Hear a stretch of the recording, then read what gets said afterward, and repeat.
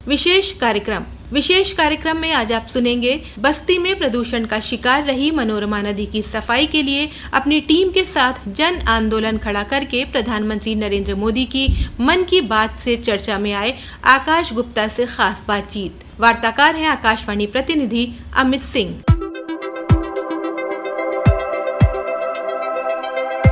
कौन कहता है आसमान में सुराख नहीं होता, एक पत्थर तो तबीयत से उछालो यारो, यह कवि दुष्यंत कुमार की लाइन है जो बस्ती के आकाश गुप्ता पर सटीक बैठती है। बस्ती के आकाश गुप्ता आज मेरे साथ हैं। इन्होंने अपने 7 साथियों के साथ इन्होंने जो कर दिखाया उसके लिए प्रधानमंत्री मोदी जी ने मन की बात में इनके कार्यों की चर्चा करके आज इनको पूरे विश्व के पटल पे स्थापित किया, जिसकी प्रशंसा बस्ती ही नहीं पूरे देश में की जा रही। हमारे साथ इस समय मौजूद हैं आकाश गुप्ता जी, जो बस्ती जनपद के लजघटा गांव के निवासी हैं। आकाश गुप्ता जी, आपका स्वागत है।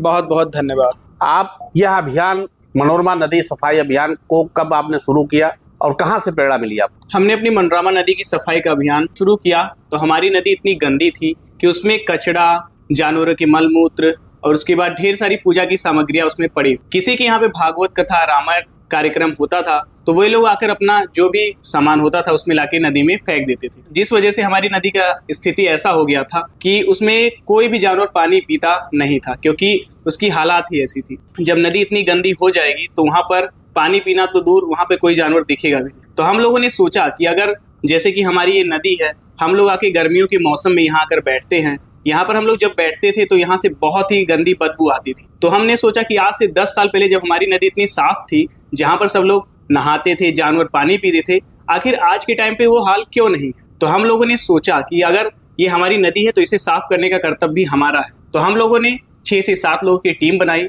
और अपनी नदी सफाई का अभियान शुरू किया। पहले दिन हमें नहीं लगा था कि हम लोग इस नदी को इतना आगे साफ कर पाएंगे, लेकिन धीरे धीरे हम लोगों ने अपनी नदी का अभियान का सफाई जारी रखा और आज के टाइम पे नदी की सफाई ऐसी हो चुकी है, हमारी नदी कुछ ऐसी दिखने लगी है जहां पर जानवर आकर इसमें पानी भी पीते हैं और यहाँ पर लोग आकर नहाते भी हैं। आकाश जी, यह अभियान शुरू करने से पहले बहुत सारे लोगों ने कहा होगा कि इतनी गंदी नदी है, आप कैसे इसको साफ करोगे, या आपका मनोबल भी एक बार कमजोर हुआ होगा कि मैं जो है ये कर पाऊंगा कि नहीं कर पाऊंगा। मैं ऐसी प्रेरणा आपको आई कहाँ, और गांव के लोगों का क्या सहयोग और सपोर्ट रहा आपके साथ इस अभियान में?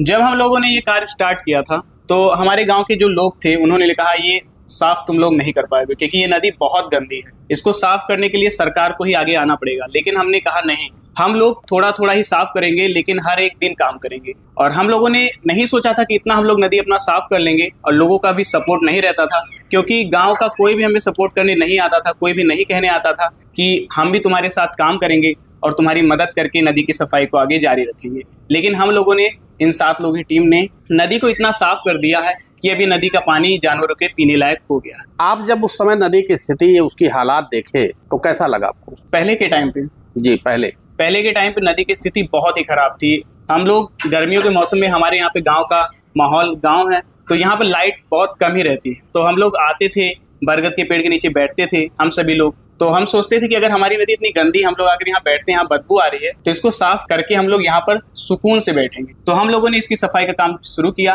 और इसको साफ किया। करीब 2 महीने चले इस अभियान में, सबसे बड़ी चुनौती आपको क्या मिली? सबसे बड़ी चुनौती ये रही हमारी नदी में कि हम लोगों ने इसको साफ पूरा किया, 30 से 40 दिन तक हमने इसको लगातार साफ किया, लेकिन फिर 10 दिनों के अंदर इसके अंदर काइया जमा होने लगी, शैवाल आने लगे ढेर सारी, और वो काइया धीरे धीरे सड़ने लगी, और जिससे बहुत ज्यादा समस्या हमें होने लगी। फिर उसको साफ किया हम लोगों ने, और उसके बाद बहुत सारे लोग ऐसे थे कि आकर वो पूजा की सामग्रियां वापस उसमें डाल रहे थे, और भी बहुत सारी प्रॉब्लम हमें फेस करनी पड़ती है। जैसे कि लोग आते हैं, कचरा फेंक जाते हैं, उसके बाद सहयोग भी नहीं करते, उसको साफ भी नहीं करते, उसके बाद 4 बातें भी सुनाते हैं। इस अभियान में आप 68 दिन हो गए आपको नदी की सफाई करते।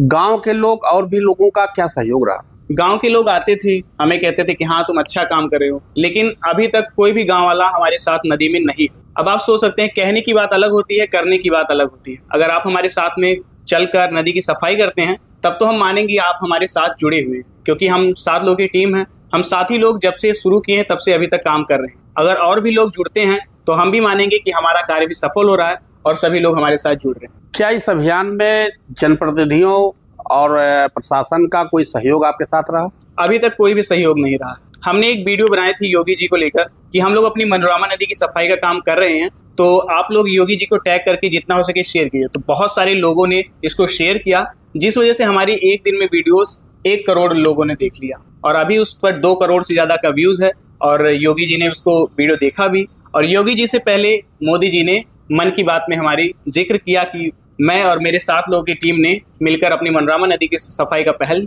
किया है। सफाई अभियान के बाद अब तक मनोरमा नदी को आप देखते हैं तो क्या लगता है? जब हमने स्टार्ट किया था पहले दिन से, तो हमें नहीं लगा था कि इतनी साफ हमारी मनोरमा नदी हो जाएगी जैसे कि अभी हो चुकी है। और ये तो एक जैसे लगता है कि चमत्कार टाइप का, लेकिन ये चमत्कार नहीं, ये हमारी 67 से 68 दिनों की मेहनत है जो कि हमने लगातार की है, बिना एक भी दिन स्किप किए हुए, बिना एक भी दिन रुके हुए, बिना कोई बहाना बनाए। आपकी मेहनत तो रंग लाई, लेकिन आपको अभी क्या लगता है इसमें और कुछ करने की जरूरत है? जी, अभी हमारा काम तो जारी रहेगा जब तक कि हम लोग अपनी मनोरमा नदी का पूरा गांव का हिस्सा जब तक साफ नहीं कर लेते, तब तक तो हमारा काम जारी रहेगा। उसके आगे भी सोचेंगे, लेकिन हम चाहेंगे इसमें हमारी सरकार भी मदद करे, क्योंकि हम कुछ युवाओं की बस का ये पूरा नदी साफ करना नहीं है, क्योंकि अब इसे साफ करने में कई सालों का समय लग जाएगा।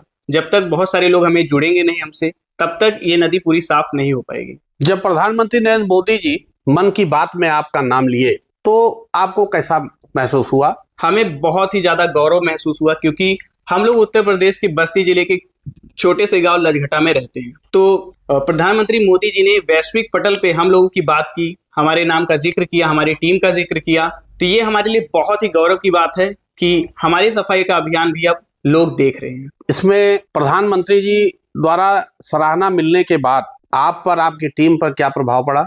हमारी टीम पर अब ये प्रभाव पड़ रहा है कि और लोग साथ में जुड़ रहे हैं। और क्या ऐसा भी आपको लगता है कि ये जिम्मेदारियां और बढ़ गई आपकी? हाँ, जिम्मेदारियां अब बढ़ती हुई दिख रही हैं, क्योंकि अब जो हम लोग सफाई का काम करते थे 2 से 3 घंटा, अब हम लोगों ने ट्राई किया है कि उसको और बढ़ाने का, और हम लोग अब धीरे धीरे और नदी को और आगे बढ़ते हुए साफ कर रहे हैं। और लक्ष्य तो यही है कि जितना हो सके हम लोग नदी को साफ रखें, जिससे कि जानवरों को और आम आदमी को परेशानी ना हो। इसमें क्या आज देश में पर्यावरण संरक्षण और पुनर्जीवन को लेकर काम करने वाले युवाओं को आप क्या संदेश देना चाहते हैं? हम यही कहना चाहेंगे, जो भी नेचर ने हमें दिया है उसको हमें बनाने का ना अधिकार है ना बिगाड़ने का अधिकार है। तो जैसे हमें नेचर ने दिया है वैसे ही हमको उसको संतुलित रखना है, कि चाहे वो नदी हो, चाहे तालाब हो, चाहे नहर हो, चाहे झरना हो, आप लोग उसको ऐसे सुरक्षित रखिए कि उसमें गंदगी ना फैले, और ताकि आने वाली पीढ़ियों को हमारे तकलीफ ना हो।